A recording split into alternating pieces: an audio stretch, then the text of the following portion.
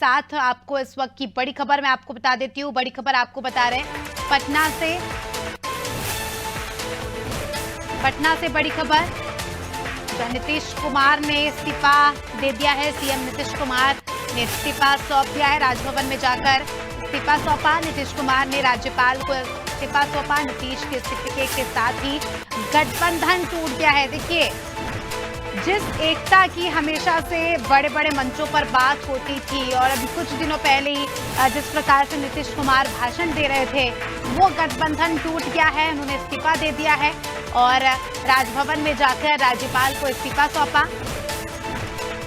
RJD Congress left के साथ नीतीश का गठबंधन था और अब बीजेपी जेडीयू और हम में वो शामिल होंगे और नई सरकार बनाएंगे। शाम 4 बजे शपथ ले सकते हैं नीतीश कुमार। तो बड़ी खबर आपको बता रहे हैं पटना से, नीतीश कुमार ने इस्तीफा दे दिया है मुख्यमंत्री पद से। चलिए, इसी के साथ हमारे पॉलिटिकल एडिटर मनोज वर्मा जी हमारे साथ इस खबर पर जुड़ चुके हैं। मनोज वर्मा जी से ज्यादा जानकारी लेंगे। मनोज जी, बिहार की सियासत में जबरदस्त गहमा गहमी देखने को मिल रही है। सीएम नीतीश कुमार ने इस्तीफा दे दिया है। जी हाँ, देखिए, जो कयास लगाए जा रहे थे लगभग 1 महीने से कि गठबंधन में सब कुछ ठीक नहीं चल रहा है और नीतीश कुमार की एक आदत है, वो जब नाराजगी जताते हैं तो वो खुलकर जताते हैं, एक संकेत मिलने लगता है। और वो सत्ता हस्तांतरण के पहले कई सारी चीजें होती हैं, जैसे उन्होंने ललन सिंह जो कि राष्ट्रीय अध्यक्ष थे, जिनकी आरजेडी के साथ पीगे चल रही थी और ये खबरें आ रही थी कि वो जेडीयू में तोड़फोड़ कर सकते हैं। इसके बाद राष्ट्रीय कार्यकारिणी की बैठक बुला के ललन सिंह को हटा के कमान पार्टी की नीतीश कुमार ने अपने हाथों में ली। फिर जिन 2 मंत्रियों ने रामायण और रामचरितमानस को लेकर विवादित बयान दिए, उनके विभाग बदले गए थे और इसकी पटकथा तभी लिखा गई थी जब नीतीश कुमार अपने सहयोगी एक विश्वस्त मंत्री के साथ राजभवन पहुंचे थे।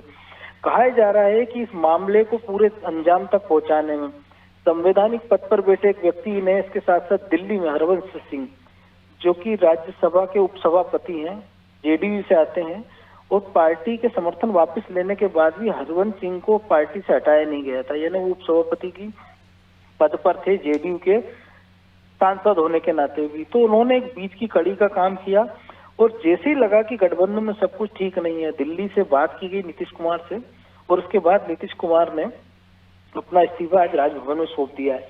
इसके पहले दिल्ली में लगातार मैराथन बैठकों का दौर चला। चिराग पासवान, उन्होंने अलग से बात की। जो हम पार्टी है, जीतन राम मांझी, खबरें आ रही थी कि उनको मुख्यमंत्री पद का ऑफर जो आरजेडी की तरफ से दिया गया है, राष्ट्रीय जनता दल, लालू कुमार जो तेजस्वी की पार्टी है, लेकिन उन्होंने साफ तौर पर इनकार कर दिया। इन वक्त तक सारे प्रयास आरजेडी और कांग्रेस ने किए कि वो 122 का मैजिक नंबर जुटा लें, लेकिन कम से कम 6 सदस्य उनके पास कम पड़ रहे थे और इस बीच नीतीश कुमार ने आज राजभवन जाकर इस्तीफा दे दिया है। बीजेपी के तमाम सारे विधायक पटना में बीजेपी के ऑफिस में और प्रधानमंत्री नरेंद्र मोदी के मन की बात सुन रहे हैं। वहीं पर उनसे समर्थन पत्र पर हस्ताक्षर कराए जा रहे हैं। इसके बाद नीतीश कुमार के आवास, सरकारी आवास, मुख्यमंत्री आवास पर एनडीए की एक बैठक होगी जिसमें चिराग पासवान, लोक जनशक्ति पार्टी, हम, बीजेपी और जेडीयू के तमाम सारे नेता जुटेंगे। समर्थन पत्र सौंपा जाएगा और उसके बाद एक साझा बैठक होगी। उस बैठक के बाद नीतीश कुमार समर्थन पत्र की चिट्ठी लेकर राजभवन जाएंगे, सरकार बनाने का दावा पेश करेंगे। तो संभवतः आज शाम को फिर से शपथ ग्रहण समारोह हो सकता है। इसके साथ ही 9वीं बार होगा कि नीतीश कुमार बिहार के मुख्यमंत्री पद की शपथ लेंगे 18 साल में। जब ये गठबंधन सरकार बनी थी तब वो एनडीए का हिस्सा थे नीतीश कुमार, लेकिन बीच में बीजेपी से उनकी तल्खी बढ़ी और उसके बाद वो आरजेडी के संग मिलकर उन्होंने सरकार बना ली थी। अब 1 साल पहले की बात है, 30 जनवरी को जब महात्मा गांधी की पुण्यतिथि थी, तब उन्होंने साफ तौर पर नीतीश कुमार ने कहा था कि हम मर जाएंगे लेकिन बीजेपी में नहीं जाएंगे। उसके पहले तेजस्वी यादव जो कि नीतीश कुमार सरकार में मुख्यमंत्री थे, वो उनको पलटू चाचा कहा करते थे, लेकिन बाद में उनके साथ सरकार बना ली थी। और अब एक बार फिर नीतीश कुमार ने ये बता दिया कि बिहार की राजनीति वो क्यों जरूरी है। सबसे बड़ा गठबंधन ही विपक्षी एकता को है, क्योंकि जिस INDI गठबंधन की नींव रखी थी उसके सूत्रधार और शिल्पकार कह सकते हैं कि नीतीश कुमार थे। उन्होंने तमाम सारे राजनीतिक दलों को एक पर मंच पर लाए थे और एक तरह से ये तैयार करने की कोशिश की थी कि कम से कम 350 सीटों पर विपक्ष का एक उम्मीदवार बीजेपी के उम्मीदवार के सामने उतारा जाए, जिससे पार्टी 2024 में मोदी सरकार को टक्कर दी जा सके या इंडिया गठबंधन की सरकार बनाई जा सके। जी। लेकिन बीजेपी ने उन्हीं को तोड़फोड़ के अपने साथ ले आए हैं। इसके साथ ही ममता बनर्जी जो आंखें दिखा रही पश्चिम बंगाल में, अखिलेश यादव अपनी तरफ से कल कह दिया कि वो 11 सीटें देंगे उत्तर प्रदेश में कांग्रेस को, कांग्रेस उसके लिए राजी नहीं है। और आम आदमी पार्टी ने कह दिया कि पंजाब में वो अकेले 13 सीटों पर चुनाव लड़ेगी। तो जो विपक्षी एकता की जो एक ताना बाना मिल रहा था, तो कह सकते हैं बीजेपी के इस मास्टर स्ट्रोक से वो सारा चिन्ह भिन्न हो गया है। जी बिल्कुल मनोज जी, और ये सिर्फ बिहार की राजनीति नहीं, इससे पूरे देश की राजनीति हम कह सकते हैं कि गर्मा गई है। तेजस्वी यादव का एक बयान सामने आया है जिसमें उन्होंने कहा है कि असली खेला अभी बाकी है, और साथ ही कांग्रेस के और विपक्ष के कई नेता कह रहे हैं कि जितने रंग रंगों में नहीं होते उतने रंग नीतीश कुमार बदलते हैं। क्या मायने निकाले जा रहे हैं इसके? देखिए, तेजस्वी तो पहले से कह रही है, एक तरह से अपने जो कार्यकर्ता और जो विधायक हैं उनको जोड़े रखने के लिए, उनका मॉरल बढ़ाने के लिए कि खेला हो गया।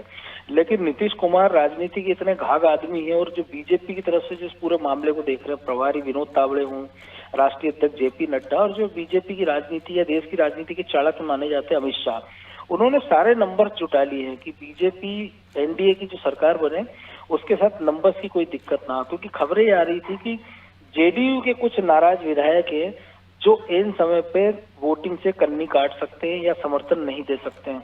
तो इन सबसे निपटने के लिए जब कल खबर आई थी, तो उसके बाद हमने देखा था कि कांग्रेस के जो 19 विधायक थे जो कल बैठक बुलाई थी, उसमें से 9 नदारद थे।